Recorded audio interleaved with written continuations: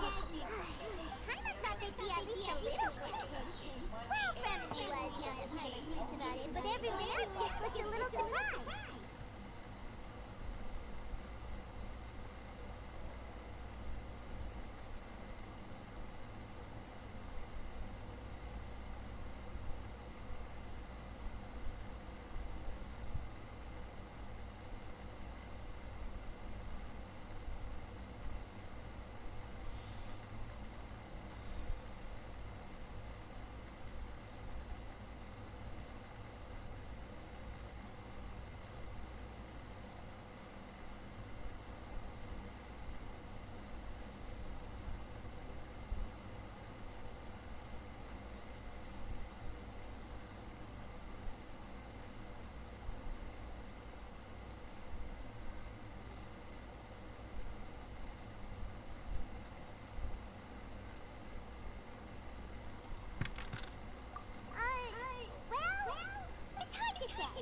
Paimon doesn't have any experience with this sort of thing.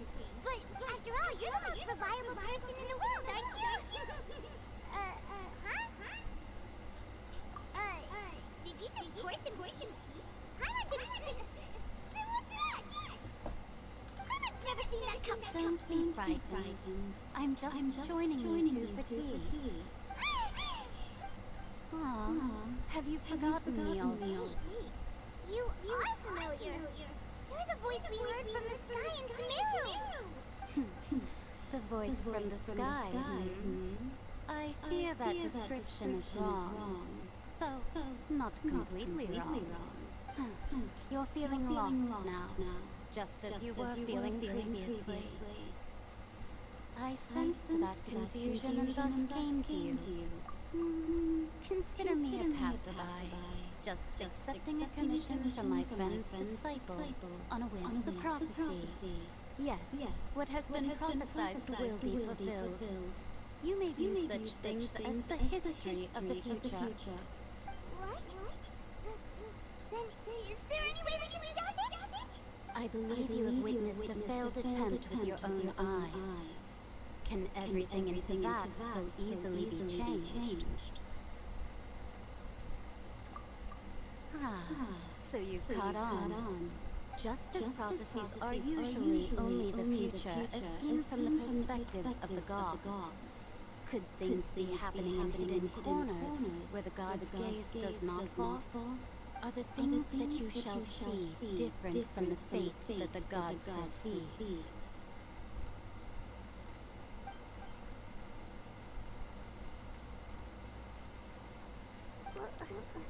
What is she talking about?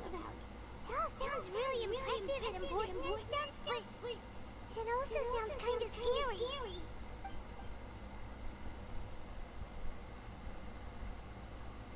I believe that you understand, right? Some things are insignificant, but others you must reach out to change. Ultimately, fate shall serve as your only guide, no matter what will happen in Tibet's future. All you need to do is to play your part. This was good tea, by the way. Thank you for your hospitality. Well, that'll be all for today. The voice. It's gone.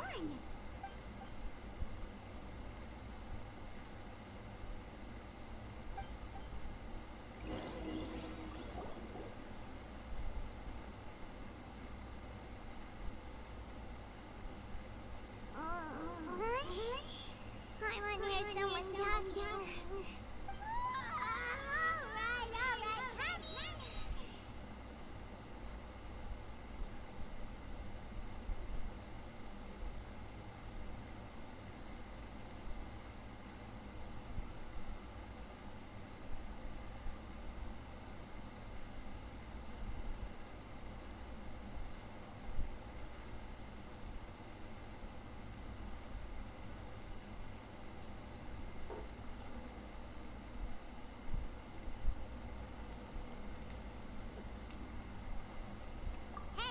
Who's getting lazy, okay?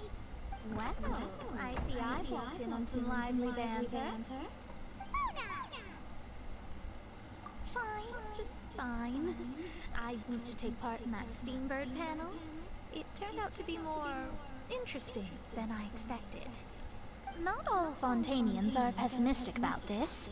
One journalist mentioned that sitting around and waiting for the end to come would be wrong, and that they should make their own rescue preparations. I agreed, so we had a brief chat with her. Did she have pink hair by any chance? Why, yes, it was Charlotte. I assume you've heard of her, no? That daredevil journalist? I'm in full support of her view. Prophecies are very important, but how can people allow their lives to be commandeered by just a few words? That's right! I'm glad to hear something sensible for once. Ah, yes. About what we had discussed before. I did try, but I'm afraid I couldn't reach the old hag. I'll try again tonight, but I wouldn't get your hopes up. Huh?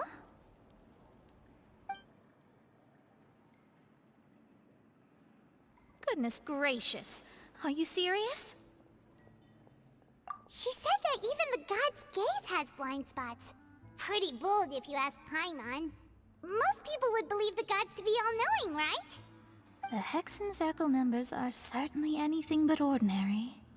As for the mage named N, the old hag has mentioned her a few times. She said that N's sense of direction is incredible, and that she loves guiding those who are lost. But I've never met her, and if she were still alive, she'd be... well, suffice it to say that the hag's at least a few hundred now, and N's been around for longer than that. Whoa. The Hexen Circle sounds like a scary group. But they must really stay in shape to live so long. Their abilities alone are pretty terrifying. If she came to see you personally, then the problem you're facing must truly be of great importance. Well, it's not like Paimon could understand anything she said. Yes, she was quite cryptic, but I suspect she means that there is still a way to turn things around. She didn't say when or what that would be, though, so... perhaps it is something that you cannot know right now.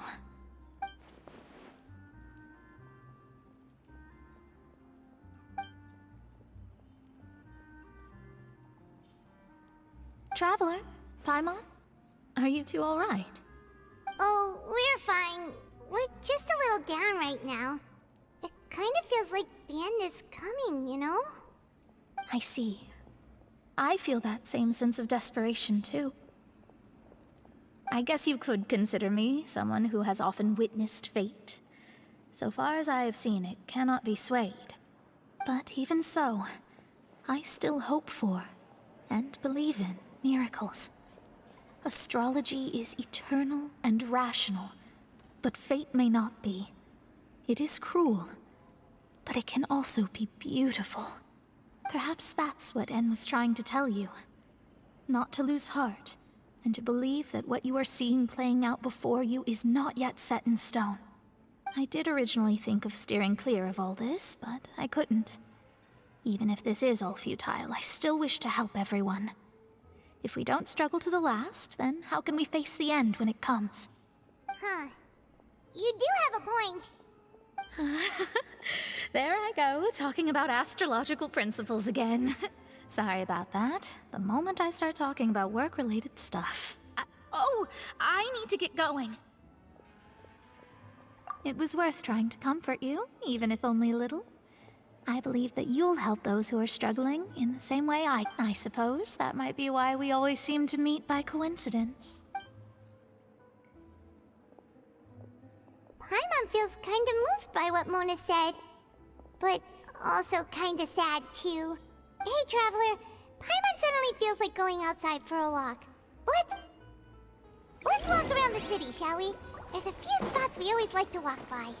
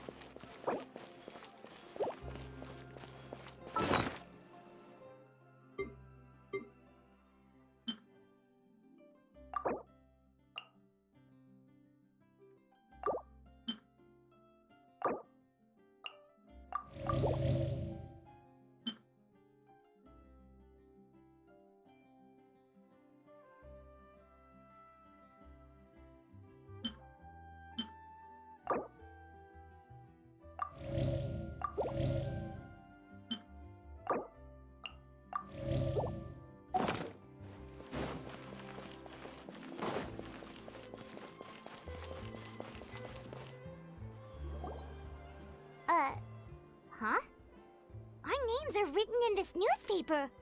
Let Paimon see! The underwater stronghold, the Fortress of Meripede, has continued in its noble autonomy. But that does not mean that others cannot interact with it. My recent attempts to enter the fortress bore little fruit. Huh. Guess Charlotte still hasn't given up on that. Thus, did an Outlander friend become the focus of this report. A blonde adventurer with their white fairy, legends trailing in their wake. It is said that this mysterious traveler once visited the underwater fortress. So while the fortress's interior remains a mystery behind closed doors, do not fear, for the tales of the traveler contain surprises in spades. Journalist Charlotte's biggest scoop yet, the Traveler's Trail, World Walker. Huh. Charlotte took so many awesome photos of us and we never even noticed her. She hasn't been able to get a hold of anything at the fortress, so since we're easier to find... Ugh, seriously? Well, fine. Those headlines and photos do look cool, so Paimon will forgive her this time.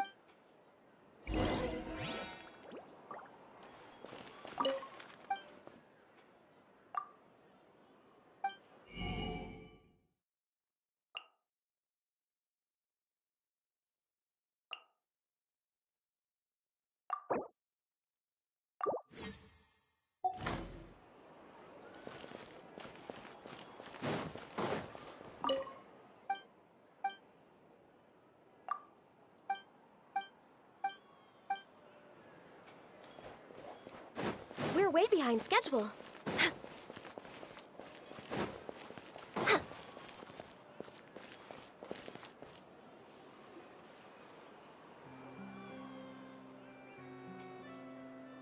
We're here! Paimon's hungry. Should we go in and get something to eat?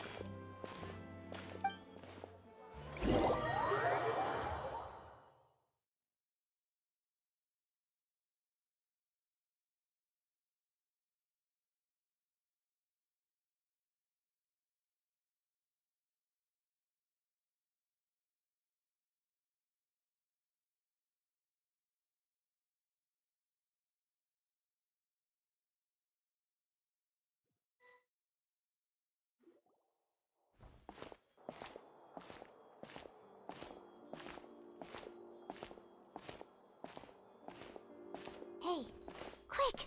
Look! That's the limited edition only 16 slices a day cake! It was so delicious the last time we tried it, despite the tense situation we were in. Let's give it another go. I'm sure it'll be great. One slice of cake, please. Someone showed up after all. Oh, wait, you're the one from the Palais Mermonia.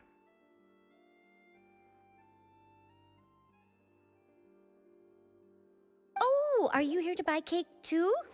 It seems Monsieur Neuvillette was right. You really can eat. Wait, did he really say something like that? That's right. Even he has his own preferences when it comes to food. As for me, I love the cake and coffee here.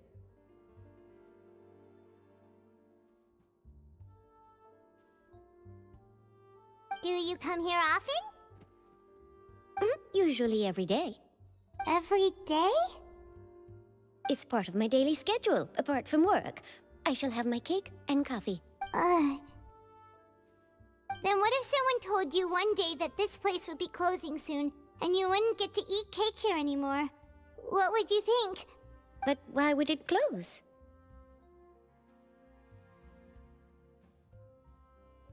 Well, Paimon doesn't know either, but maybe the waters will rise tomorrow. You know, like in the prophecy. Oh, the prophecy. To be honest, I haven't paid much attention to that. No, still, even if there'd be no more cake tomorrow, that wouldn't keep me from having some today. No, it's the same for eating in general. You might not be able to eat tomorrow, but if you can do so today, then you should carry on. That's what people call living, you know.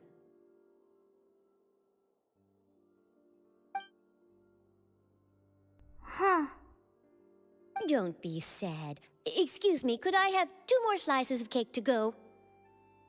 These 2 slices are for you. Sijuin said that this kind of expression you're making is what humans call being sad. Oh, you know Citrine? I sure do. She was born before me, and she sometimes comes to the surface to teach us things about humans.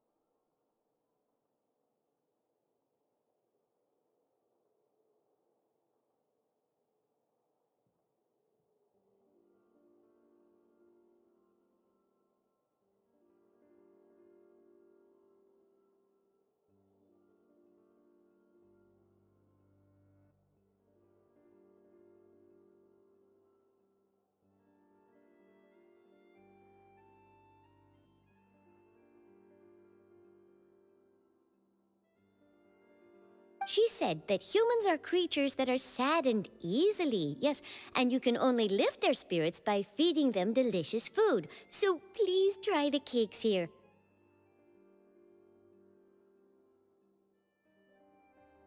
I've got something else to do, so I'll be going now. You two try to stay in a good mood after eating, all right? Bye.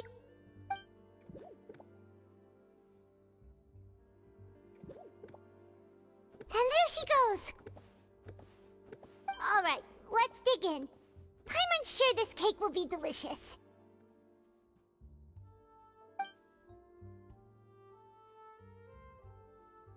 It's more delicious than last time! And the flavor gets even better with a sip of tea. It sure would be nice if we could come again tomorrow. Sure would be nice if we could always eat delicious food here.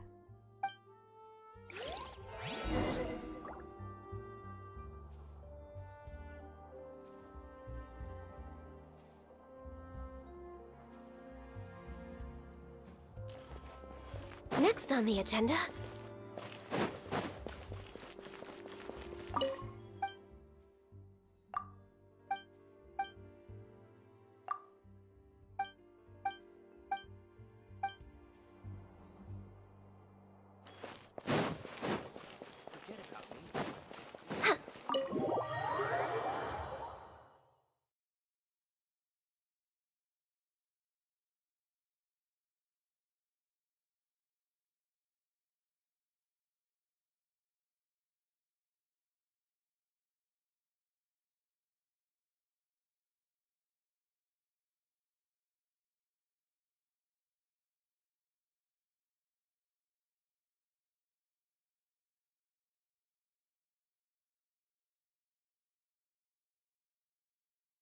Oh, we're near the Seabird office. Let's go look for Charlotte and have a chat.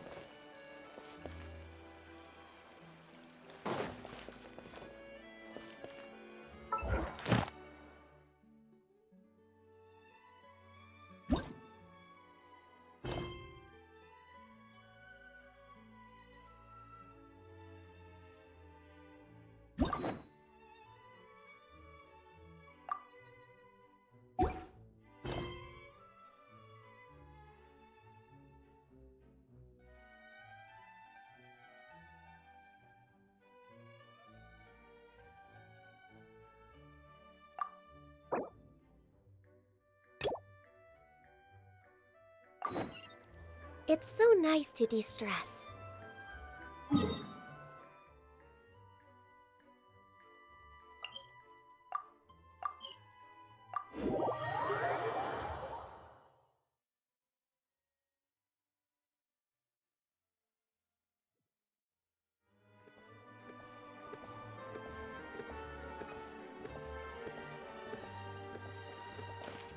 We're way behind schedule.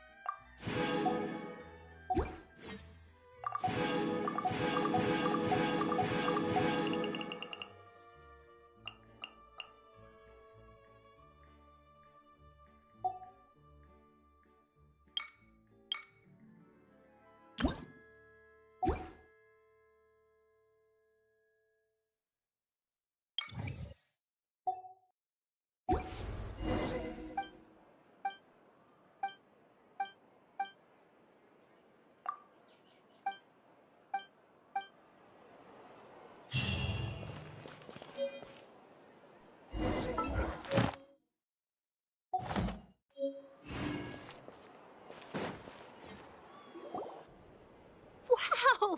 If it isn't the Traveler and Paimon! Oh, have you seen the article I wrote about you? Ha! You've got some like Mora!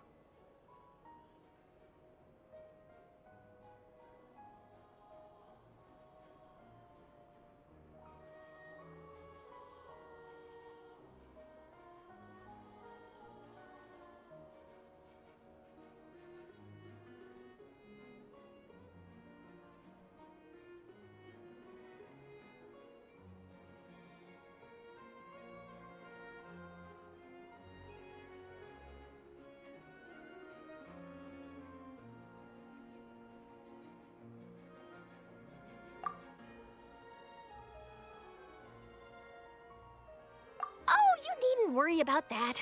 I heard that you were in Poisson some time back, so I sent you a letter to discuss just that. It appears you didn't receive it, though. It's all right, though. I've set aside the amount intended for you. I've even set the table with some food. Really? Oh, you're the best! You're almost a little too easy to win over, Paimon. If I were a journalist with ulterior motives, you'd be in trouble now, you know. Oh, Paimon knows you're not like that. Still, what brings you here all of a sudden? Were you looking for me? A friend of ours met you a while back, and when she mentioned it, we thought of coming to see you. Her name's Mona. Ah, so you know Miss Mona as well. She's a guest columnist for our paper. Really good one, too. She's so young and already such a brilliant astrologist. So she mentioned me? What did she say? She said that you're a real daredevil of a journalist. Nice. In which case, can this daredevil journalist dare to request an exclusive interview with the legendary traveler and Paimon? Huh? So your article in the paper today doesn't count?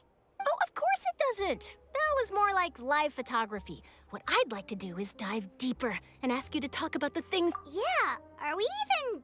Well, why not? If I say you're worth an interview, then you're worth it. But not right now, of course. I'll need a few days to prepare. oh, in that case, we'll just chat when you have the time then? Oh, so that's a yes? Ooh, splendid! I'll tell the editor-in-chief immediately. I'll have to apply. Whew, so much to get done now. Talk to you later. Wait, Charlotte, Paimon's still got a question for you. And what's that? If, just for example, Fontaine were to be flooded tomorrow, what would you do today? Huh. That's the prophecy you're talking about, isn't it? I mean, I do hear about it often, but I've never once thought that the day could be tomorrow. If you're seriously asking, then I might try and think of a way to leave Fontaine. Oh, but I'm still a journalist first and foremost. That means I have a duty to be reporting from the scene. And secondly, I wouldn't forsake my homeland that easily. From what I've seen, most people don't know what they'd do should the worst come to pass. In truth, it might be better just to behave like normal rather than worry over such an end. So in all likelihood, I'd probably still be prepping at the office for that interview of ours. I know what you're thinking. That sounds a bit sad, but I've always believed that it's best to do what you enjoy. Just think about it. If this nation really were to be suddenly destroyed tomorrow, but I still successfully finish an exclusive interview with a truly unique person, then the story I would wind up writing would truly be timeless. And then do you know what I'd do? Well, I'd write that story, send it for printing, and use messenger pigeons to get copies out to the various nations as soon as possible. I'm not a dreamer, nor am I a workaholic, but I do love my job, and I'd be proud of leaving such an article behind. I guess you could say that I was born to be a journalist. But anyway, that's my answer. And on that note, I'll get back to my preparations. That's so nice. All of a sudden, Paimon actually kinda envies her. Anyway, let's go and take a look at the sea, shall we?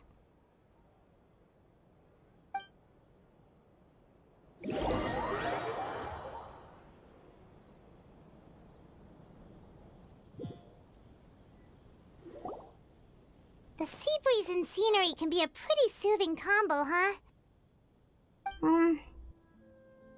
Paimon's been thinking. If it wasn't Fontaine, but all of Tevat that would be destroyed tomorrow, where would we go and what would we do? No, Paimon should ask, if you could choose, what would you like to do? We've always been moving to the next destination, so we haven't spent much time thinking about these kinds of things. We didn't have to either, with us always being on the road and whatnot. You mean, still traveling? Huh. Wait, isn't that what we've always been doing?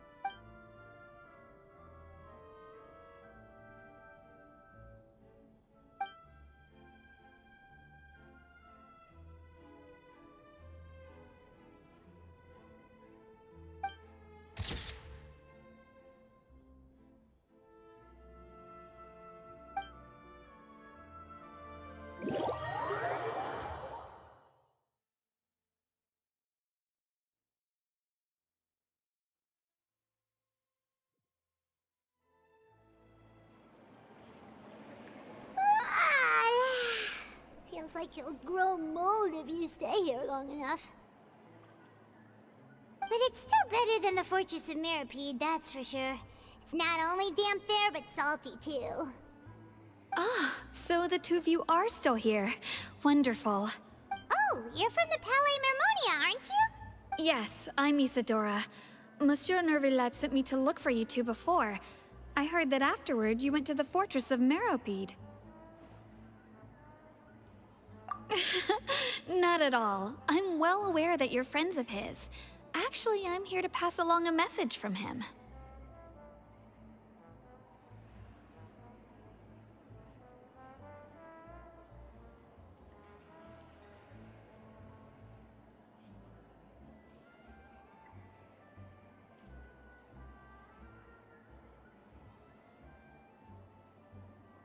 Yes, inside the Opera House.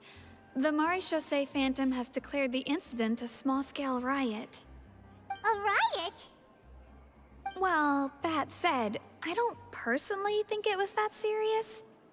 Lady Fur loudly accusing her, and before the crowd continued. So people have... I agree. So what happened to... Seeing that the situation was spiraling out of control and that further argument was pointless, she claimed that she'd gotten tired of this and left in a hurry. The Maréchaussée Phantom had their hands full maintaining order and did not catch where Lady Furina had gone. Only when things had stabilized did we realize that she had gone missing. So, you mean she's still missing? That's right. The Maréchaussée has dispatched many people to search for her, but we don't have any leads yet. That said, I don't think there's much to worry about. She is a god after all. Even if she were to fall into the hands of rioters, what could ordinary people do to her? Good. Monsieur Nervilette sent me to tell you about the situation, but he didn't say anything else. Don't worry, this is more than enough to go on. Thanks for keeping us informed. Ah, is that so? Well, all right then. In that case, you two take care. I'll be heading back to the Palais now.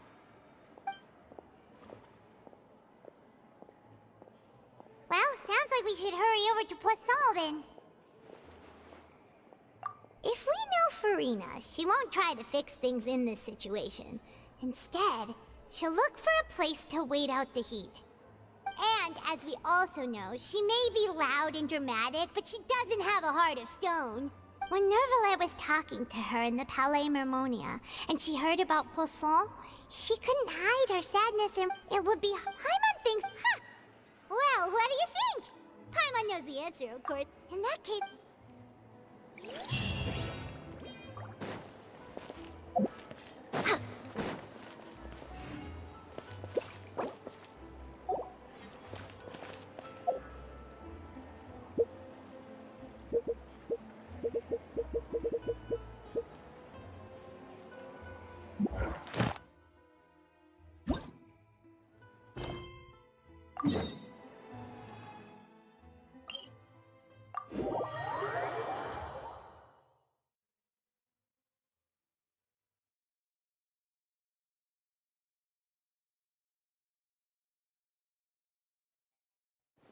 This place looks deserted. Guess all the survivors must have evacuated already. All that's left here are signs of devastation.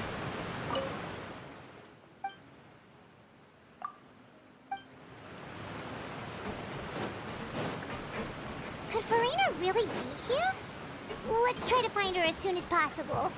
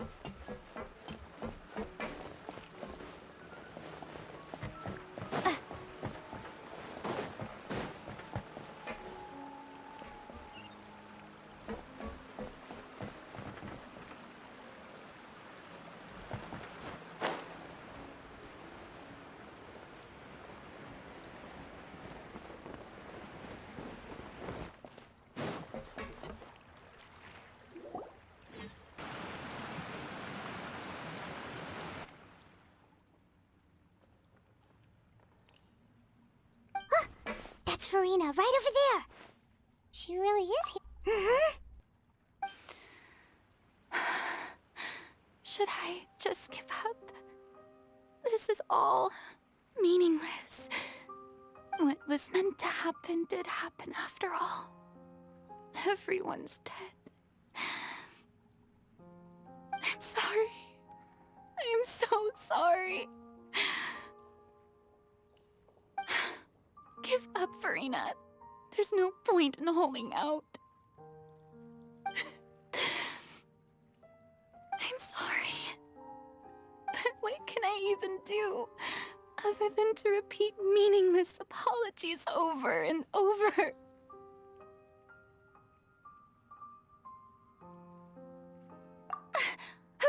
Who's that? Don't worry, Furina, it's just us.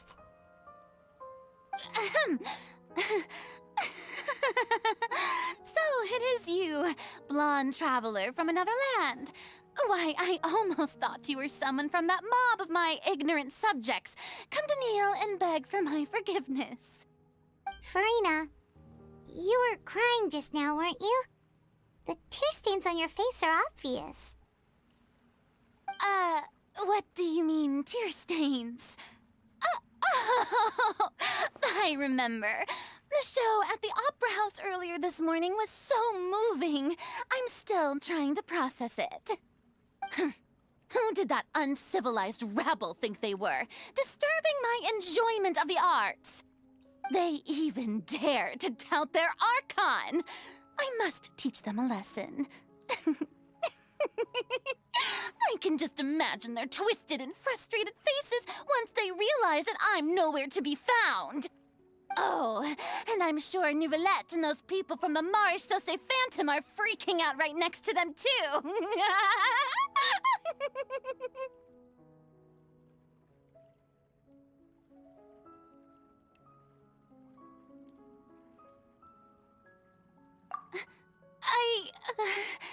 Of course not! Hey, there she is! The Hydro Archon's over there! Quick, after her! Furina, those people seem to be after you. They are? They're just some rabid fans who want to cut the line because they haven't been able to meet me in person, aren't they? That's against the rules. I can't let them get their way. Furina just ran off! Quick, we have to catch up with her!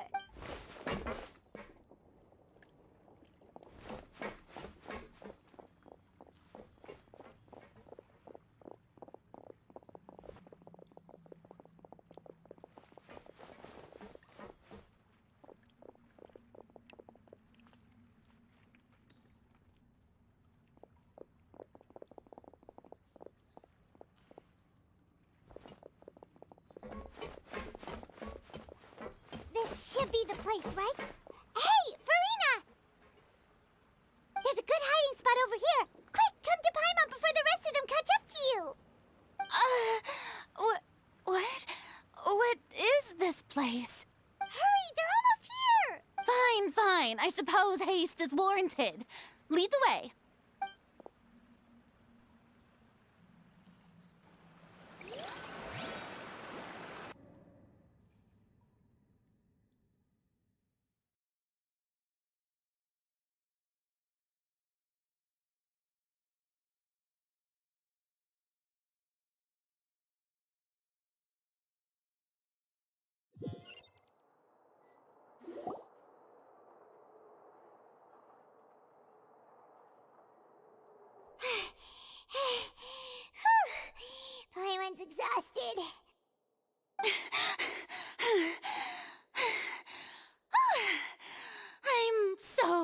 tired.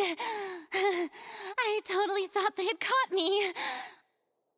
No, I mean, I merely gave in to the sheer enthusiasm they displayed.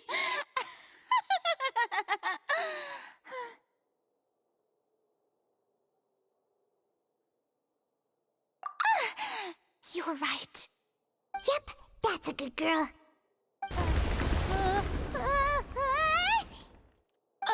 What's happening? The ground Yeah, a quake of this kind preceded the flooding in Poisson, didn't it? It can't be. It's happening again. Well, there's no need to worry too much about that. Nouvelette's made some emergency plans, so the evacuation should go a lot smoother this time. Yeah, I hope you're right. But the people of Poisson, they've already...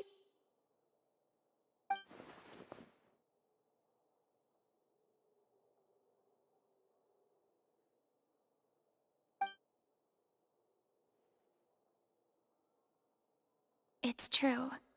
I've been investigating the prophecy for hundreds of years.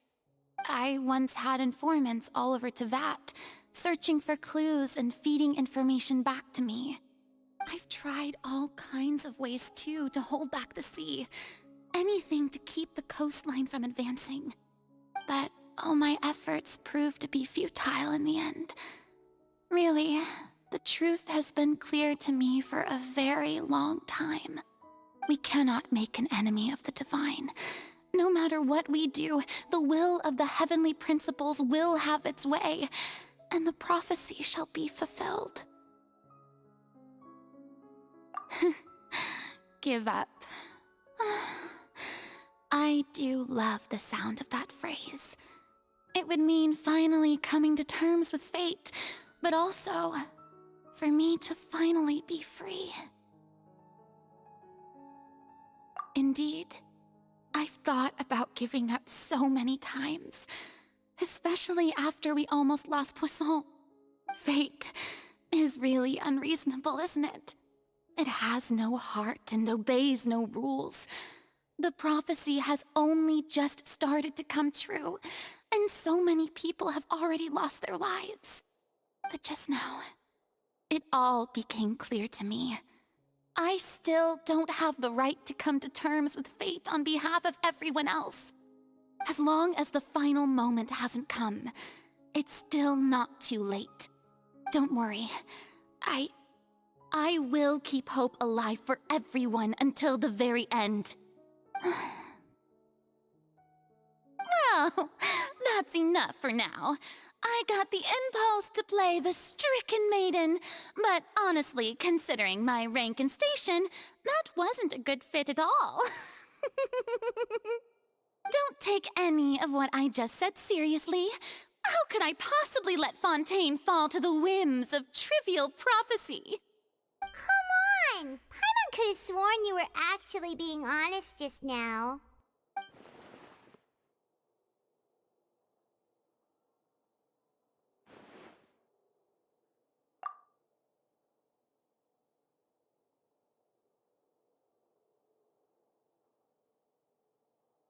Share my burden.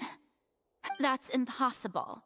It was fated right from the start that this would be my duty alone.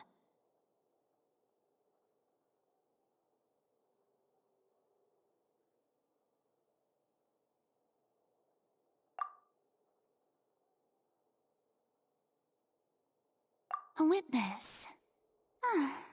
Yes, I've heard that you came to Tevat from beyond the stars, yes. In other words, you never belonged here. And if Tevat is, in its entirety, a show on a stage, then you're just a spectator, aren't you? If that's the case...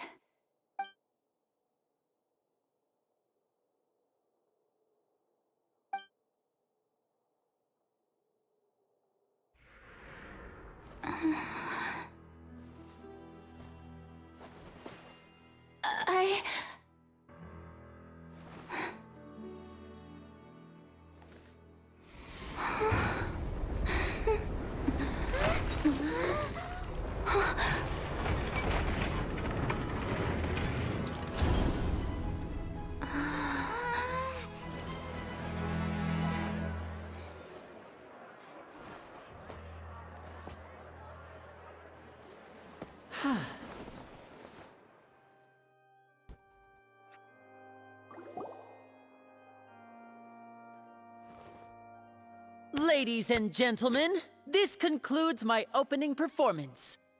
Now, without further ado, we may proceed to the trial of our god. So, this is what it is. Yes, you deserve praise for the effort you took to raise the dramatic stakes. Do not forget, however, that I am Focalor, the god of justice, the embodiment of justice itself. Does it not strike you as even the least bit absurd to bring the very concept of justice to trial? May I interpret these words as your refusal to stand trial? In that case, you will have the opportunity to defend your honor through a duel. You would draw your blade against a god?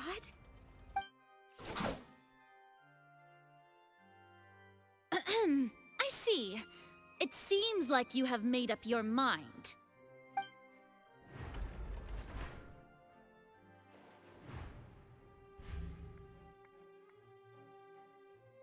Paimon can't believe it. She just surrendered. What the heck is going on? Did I just see an Archon surrender to a human? Wow, how utterly humiliating. Lady Furina, what is the meaning of this? Shh! It would seem that there has been a misunderstanding. To be clear, the raising of both hands is not always an indication of surrender. Looking for excuses again, huh? I raised my hands just now to indicate my acceptance of the trial. No duel shall be necessary. I will admit that I've been running away for a long time. I'm sorry, everyone. I was unable to protect the people of Poisson. It is my duty to stand trial for my crimes. You are not the only ones to be disappointed in me. I, too, am exceedingly disappointed in myself. But now, it is time for the Hydro Archon to show you her courage and resolve. I, Furina, will use this trial to show the world the true meaning of justice! This time, I will protect you. Applaud and rejoice. One of the most outrageous and fantastical arcs known to the opera epiclese is now unfolding before your eyes.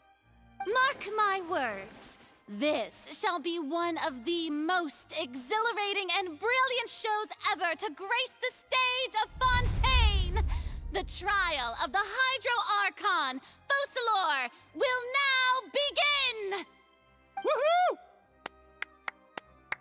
Oh, now we're making history! Why does it feel like Furina just took over the whole thing? Like, come on! Didn't she just get forced to stand trial for her crimes? Also, even though she's still acting super dramatic, she is taking this seriously this time, right? All right, then. Who will be my opponent in this trial? The court asks the prosecutor to please take the stand. Is that so? Very well. Then please speak, witness of Tivat, my accuser and fated opponent.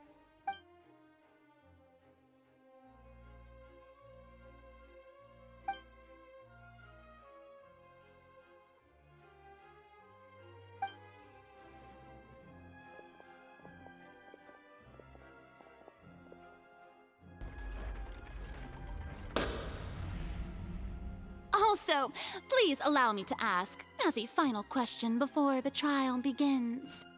Just how much work did you do to force me onto this stage? Well, we did do a lot of prep after the meeting that day. I can go over the tasks assigned to the Spina di Rosula, since they were rather straightforward and easy.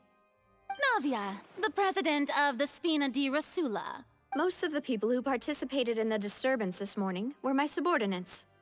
They changed into plain clothes and came to the Opera House as regular audience members, waiting for the perfect opportunity to incite insurrection against you. The people's resentment against their Archon has been building as more and more of the prophecy is fulfilled. A spark was all we needed to turn smoldering anger into a flame. Moreover, according to our understanding and analysis of you, when something like that occurred, you would likely flee the scene and head to Poisson by yourself. So, we arranged for a second group to lie in wait there. So, you mean the ones who scoured the settlement for me were also from the Spina? And their goal was to force you to step into the giant magic box so you may personally participate in the greatest magic performance in all of Fontainian history. That's right. That house was a magic box, rather than someone's residence. As the super ultimate version of the setup that I used when I first performed at the Opera Epiclese, the volume of the box was increased by a whole order of magnitude, and the distance it traversed was the entire gap between Poisson and Araneas. Its cargo, of course, was an Archon instead of a human.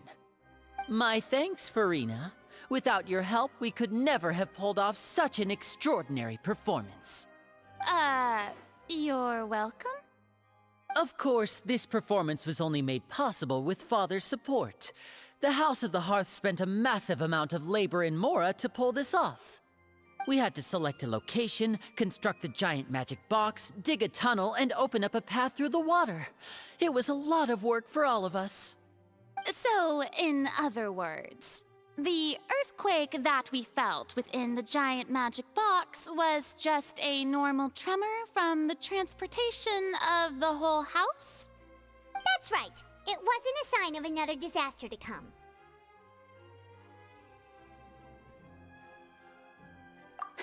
Then, I can guess Nervilette and Cloran's parts.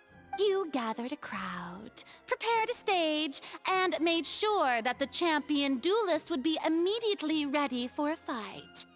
Also that as soon as I appeared on the stage, the trial may commence without a hitch. Yes, that is correct. Well, Clorand, I must commend you for your courage. Only the most outstanding champion duelist in all of Fontaine would accept a duel with an Archon without flinching. Thank you. As for you, Traveler, I suppose your role was to keep me distracted with conversation once you found me in Poisson. You'd make sure that I didn't notice anything amiss before revealing yourself as my prosecutor once we'd arrived onto the stage. Oh?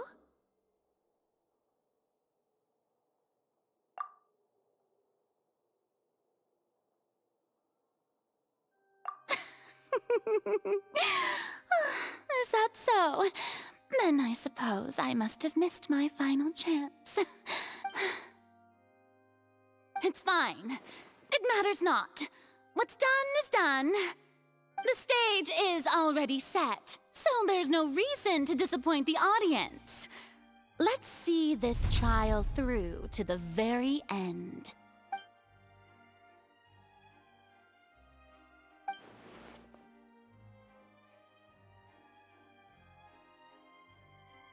Madam Prosecutor, please allow me to pass this along. This is a document that Miss Charlotte applied for and received permission to share with you during the trial. According to her, it should speed up the proceedings.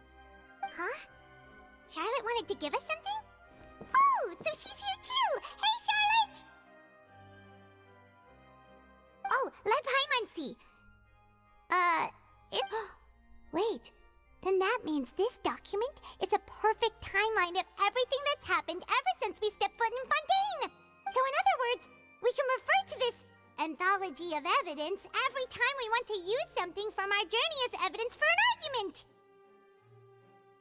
Let's quickly confirm the information in it. Just think of it as a refresher, alright? You defeated the Hydro Archon in the very first duel you took part in at the Opera House. That's one for the history books, all right. I didn't think that you'd wind up getting to the bottom of the case I'd been following all this time. I guess you could also see this as a happy coincidence.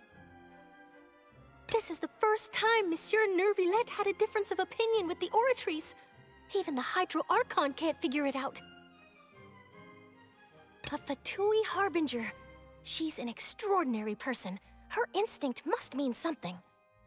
The fortress of Meripede was almost destroyed in a single day. That I didn't witness that scene personally will always be a source of professional regret, I think. According to Monsieur Neuvillette, both Child and that whale should have been in the primordial sea at that time. I nearly lost my awesome friend Navia. To be honest, that still gives me shivers. The words of someone as extraordinary as a witch can probably only be truly understood when something surreal happens to you.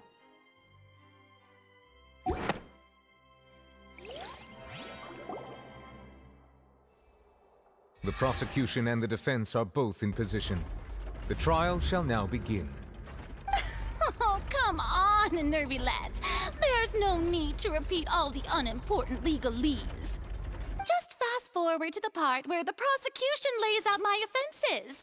As the defendant and the lead actress of this performance, I still haven't even been informed of my supposed guilt in all of this.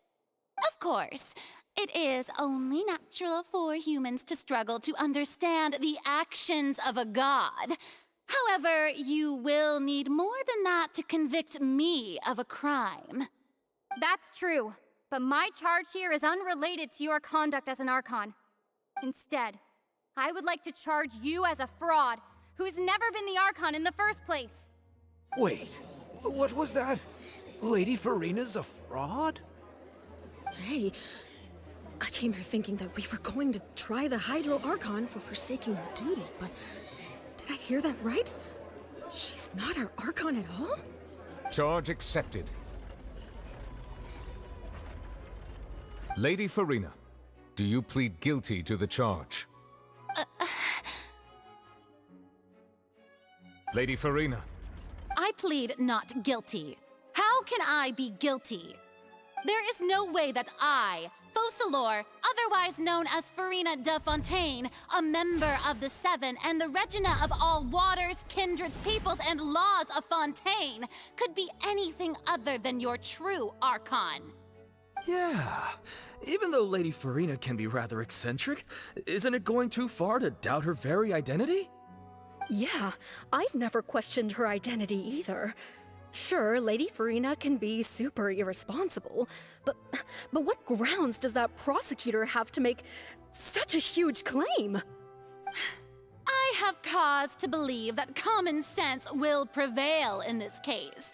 Many of the members of the audience have known me as the Hydro Archon ever since they were born. There would be no fooling their memory. See? Even the Oratrice has decided to show me its favor. Are you sure you want to commit to a charge that will never be upheld? If you wish to drop the case, I can promise you as the God of Justice that you will not have to face trial for making a false accusation. We will treat everything that's happened as a dramatic spectacle and move on with our lives. What do you say to that? Huh. An argument with near impossible odds, huh? We have to not only refute Furina's claims, but also overturn the long-held beliefs of the people.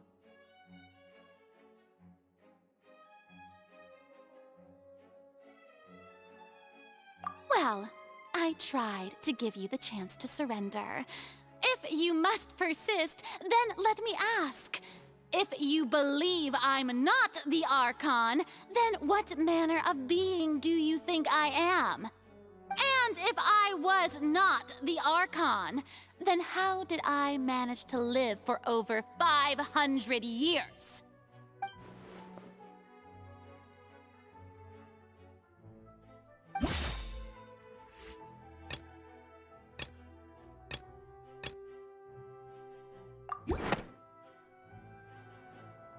First of all, you may be a member of another long-lived race, which would allow you to naturally possess an extended lifespan.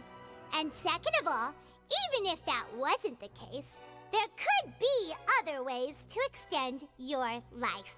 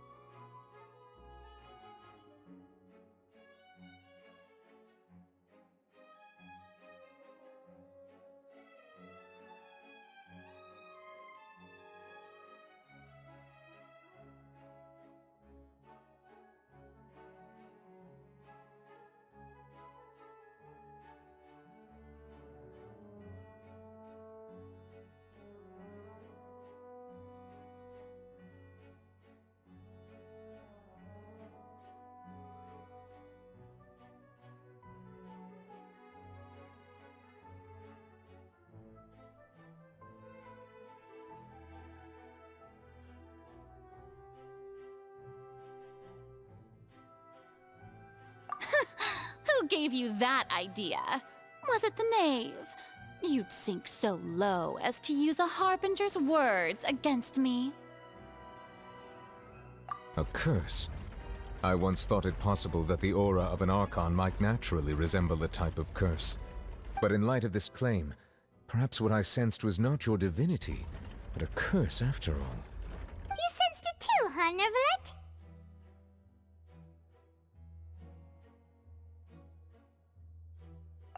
Lady Furina is actually a human? Well, it is true that it's extremely difficult to tell humans and gods apart just by looking at them. It's not impossible.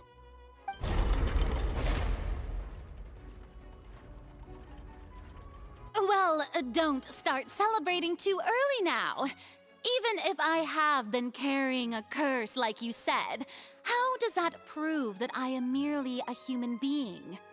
Besides, everyone knows that the main difference between a human and a god is the possession of authority. Gods can do what humans cannot. That's why they're worshipped as gods. For centuries, manifestations of my authority have served the nation of Fontaine. One need only to turn their eyes towards the Oratrice Mécanique d'Analyse Cardinal in this very opera house, or consider the endemnitium that is used in every aspect of life.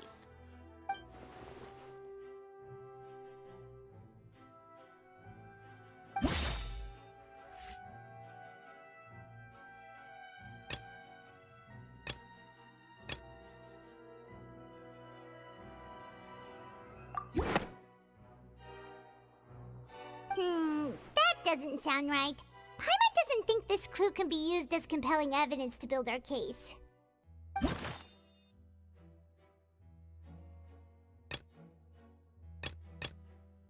You tried to reference the Oratrice. But weren't you as confused as all the rest of us when the Oratrice declared Child to be guilty without any proof? Otherwise, you should have come up with a good explanation for that by now. Didn't I make myself clear at the time? The decisions of the gods are naturally difficult for humans to comprehend. There is no need to provide an explanation. Lady Furina, I believe a reminder of your current circumstances is in order. While the court is in session, the principles of justice and the law must come before all else. While you are an Archon, you are also first and foremost the defendant in this trial. You will prove yourself unable to defend against the prosecution's charges if you continue to withhold vital information against the rules of the court. I never thought you'd use that kind of rhetoric against me. That was no trick of rhetoric, Lady Furina. I've merely reiterated the rules of the court. Rules that all should respect and follow. So, you neither knew why Child was declared guilty, nor did you understand the structure and operations of the Oratrice. Instead of having been created by you, The manifestations of authority you mentioned have been made by the real Hydro Archon, haven't they? The real Hydro Archon? Well, now you're really losing me. It is true that I did not know why the Oratrice gave out a guilty verdict that day. But the Oratrice handed out that verdict unilaterally, and it has been operating independently ever since it was first created. You can't argue that just because a divine creation is flawed, that the god behind it must also be no god at all. She's still throwing out all kinds of excuses. Seems like she's confident that we won't be able to produce proof that she has no power over the Oratrice.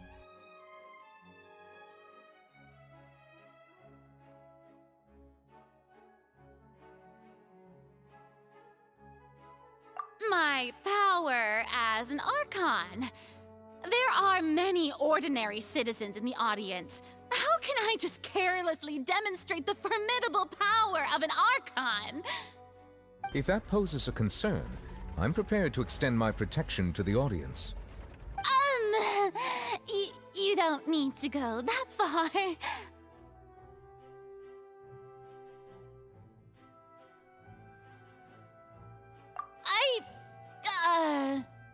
Aren't you the Hydro Archon? Or is it that you can't even wield the power of Hydro, much less the authority of a god? Indemnitium! Yes!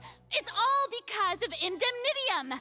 All Archons derive their power from the faith of the people, and I've converted the people's faith in justice into Indemnitium! Thus did I give up all of my divine power to provide everyone with energy for their daily lives. Have you ever seen a more magnanimous god? Isn't that a huge stretch? Yeah, no matter how generous an Archon can be, how could they give up all their power? Can a god with no power even still be called a god? It seems like nobody's buying Furina's excuse. Hey, come now, everyone. Please don't stare at me as if I was a liar. I'm still the same Furina you knew, right? The one that you loved. Shouldn't you want to believe in me? Please? You've got to believe me. If what the prosecutor said is true, she really has committed a grave offense. Did she deceive all of us?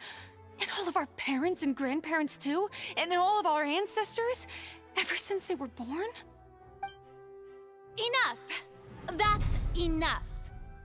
Tell me then, if I'm not the real Hydro Archon, then who is? If you have no evidence of another Hydro Archon's existence, nor can you find anyone who can back up their claim to be such, then what grounds have you to say that I'm not actually the real deal? Wow, she came up with yet another argument. How can we refute her now? Seems like she really doesn't want to give up.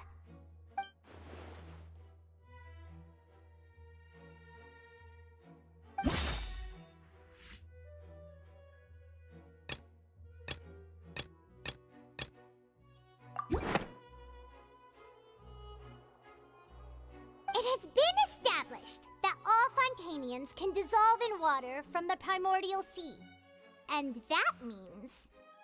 Since you insist on claiming to be a god and not a human, then there's a method that you can use right here and now to eliminate all suspicions of you being the latter. Miss Navia, please apply to serve as a temporary attorney for the prosecution before addressing the court. Though you act in partnership with the prosecutor, you must still adhere to proper procedure. Super sorry, Monsieur Chief Justice. I swear this really will be the last time that I'll speak out of turn.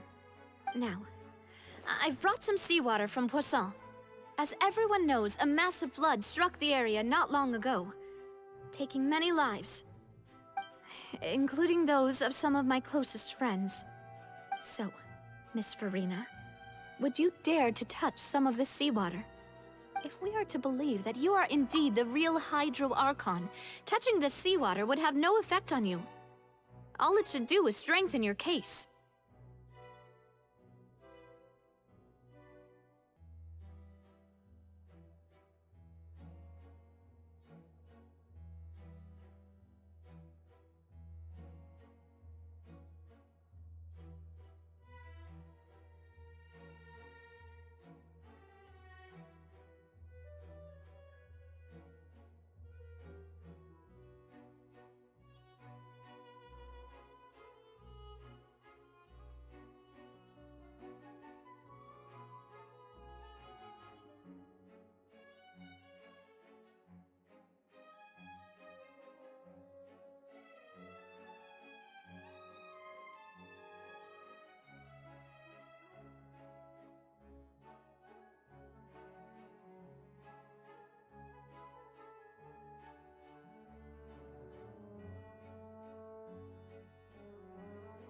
But if you don't dare to touch it, then we would have basically proved the reverse.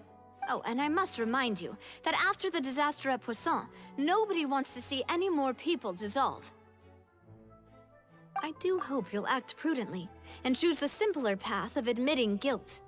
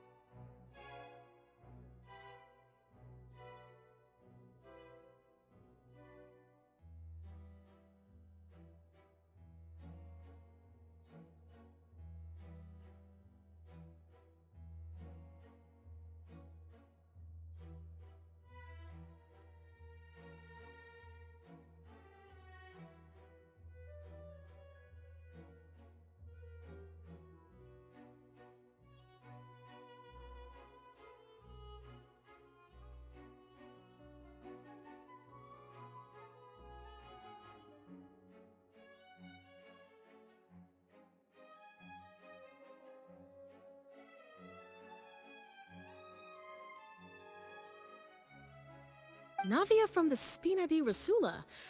The Spina has governed Poisson for many years. I guess her suggestion is valid.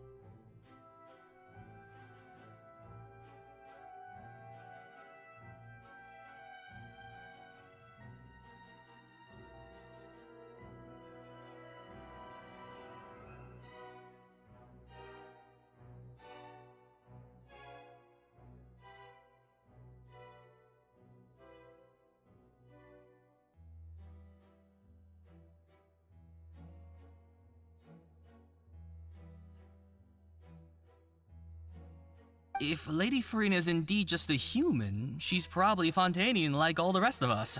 Would she really dare to try?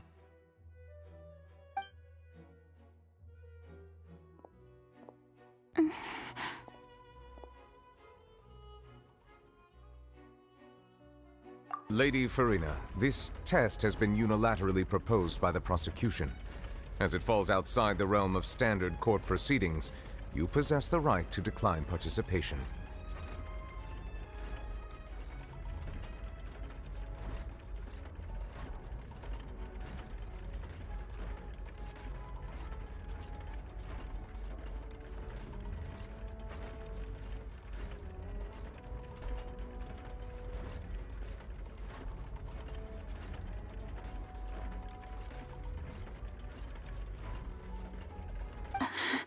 Well, of course he had to tell her that. But refusing to participate is basically the same as a confession of guilt. She's just staring at the water without saying a single word. It really does seem like she's quite terrified of it. What's going on? Is she really planning to... that's not what we thought she would...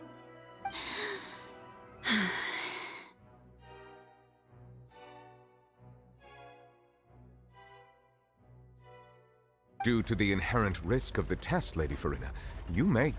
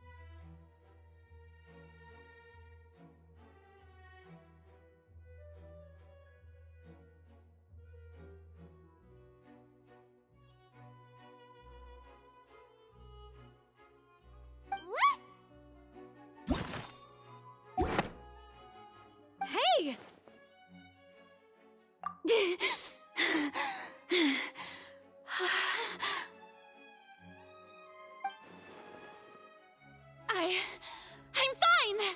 Look! Look at me, everyone! My hand is still here! I haven't been dissolved!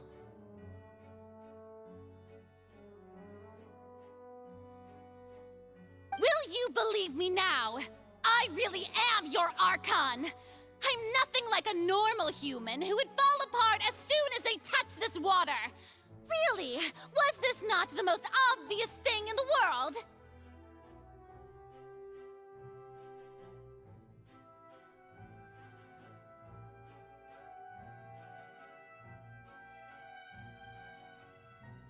Miss Siegewing? If you're present, Miss Siegewing, please come forward and attend to the defendant. Siegewing? Don't be nervous. It'll just take a few seconds. Let me see. That should be enough. Please announce the results of your evaluation to the court, Miss Siegewing. As everyone doubtlessly saw, Miss Furina was displaying symptoms of hyperventilation and flushed skin. These indicate that she was experiencing the adverse effects of exposure to primordial seawater. The extent to which she was affected is the same as other humans when exposed to primordial seawater of a similar concentration. Thank you, Miss Siegewing. Lady Furina, you may return to the defendant's stand. Oh wait, what did she just say? I didn't get dissolved! Shouldn't that be enough to prove my innocence? Well, considering your tendency to run from your problems, we did originally prepare a direct sample of the seawater around Poisson.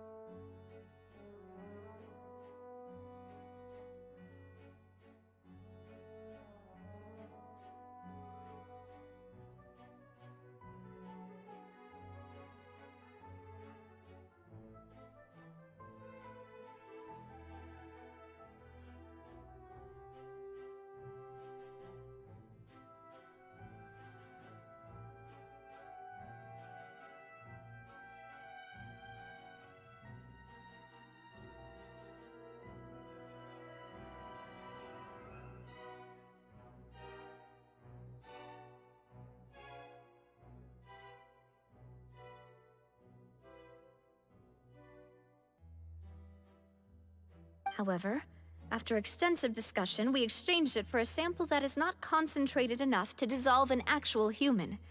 After all, on the off chance that something entirely unexpected might occur, we don't want anyone else to lose their life to the sea.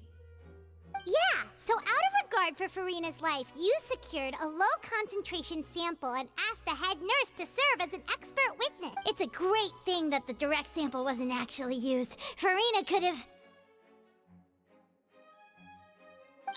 I can't believe... You...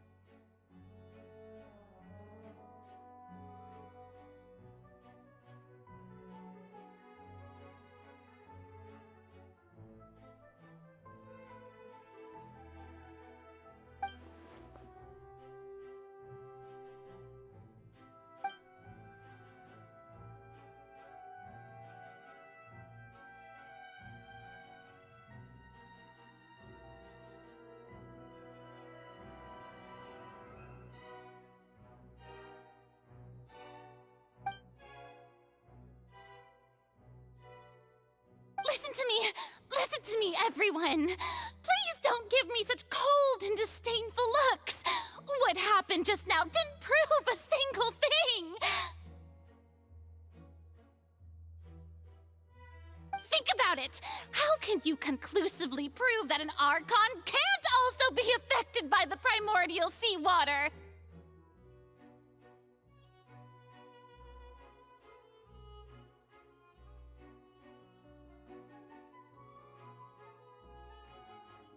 Also, if I was really just a human, why would I dare to just put my hand in that kind of water?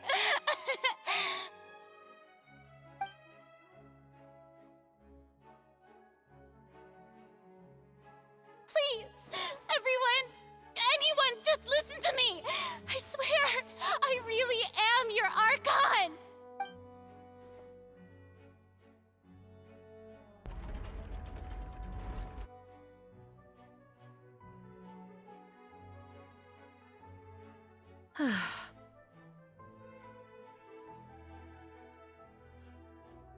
I don't think anything she says at this point will sway anyone. The odds are just too stacked against her now. With all the things that have been said, Paimon doesn't think there's any way left for Furina to win.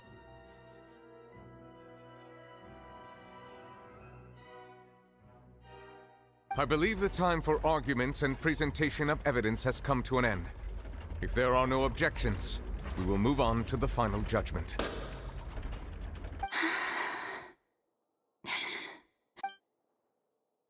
I don't think anything she says at this point will sway anyone. She's too stacked against her now.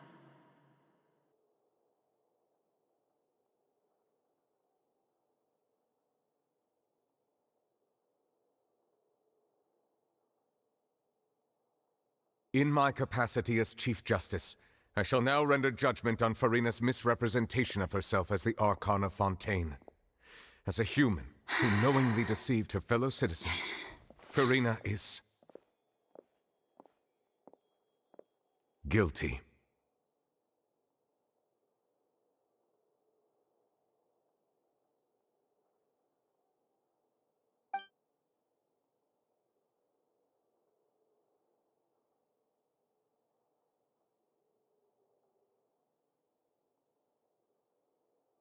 We shall now turn to the Oratrice Mécanique d'Analyse Cardinale to render the final verdict on the charges.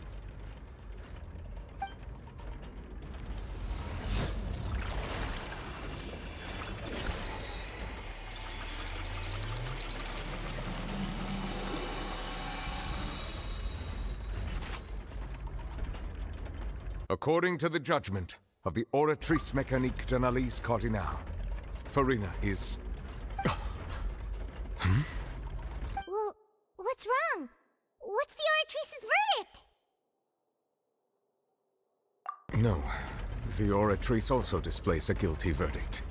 Isn't that correct then? However, the exact wording of the verdict is thus. The Hydro Archon, guilty, to be punished via the death sentence. The death sentence? That's actually one of the available sentences? I've always thought that it was just a myth. The one and only time the death sentence has been handed out at the court, and it's been given to the very person we've worshipped as the god of justice? What an unexpected twist.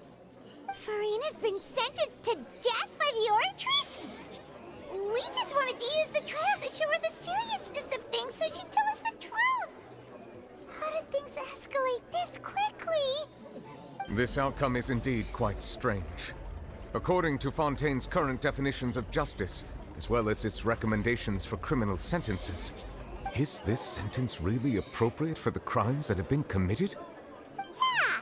Even Fauché wasn't sentenced to death by the Oratrice. You know, the real evil mastermind behind the serial disappearances case.